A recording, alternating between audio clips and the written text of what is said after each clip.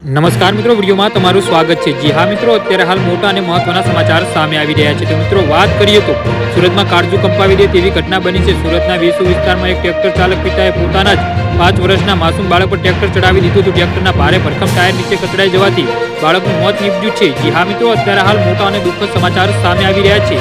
Tractor ચાલક સુરેશ અને તેની પત્ની 5 વર્ષનો પુત્ર વિષ્ણુને લઈ વેસુની સોસાયટીમાં મજૂરી માટે ટ્રેક્ટર પર હતા। મજૂરી કામ પૂરું કરીને ટ્રેક્ટર પર આ શ્રમિક પરિવાર પરત ફરી રહ્યો હતો ત્યારે સુરેશ ટ્રેક્ટર ચલાવતો હતો અને તેની પત્ની અને 5 વર્ષનો બાળક પાછળ બેઠા હતા।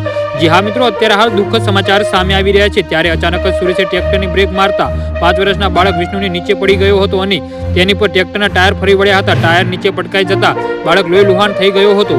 જી હા મિત્રો, અત્યારે હાલ દુઃખદ સમાચાર સામે આવી રહ્યા છે। દંપતી તાત્કાલિક બાળકને નજીકની ખાનગી હોસ્પિટલમાં લઈ ગયા હતા। સારવાર મળે તે પહેલા જ બાળકનું મૃત્યુ નીપજ્યું હતું। એકના એક પુત્રના પિતાના જ ટ્રેક્ટરના નીચે આવી જવાથી મોત નીપજતા પરિવાર શોકમાં ગરકાવ થઈ ગયો હતો।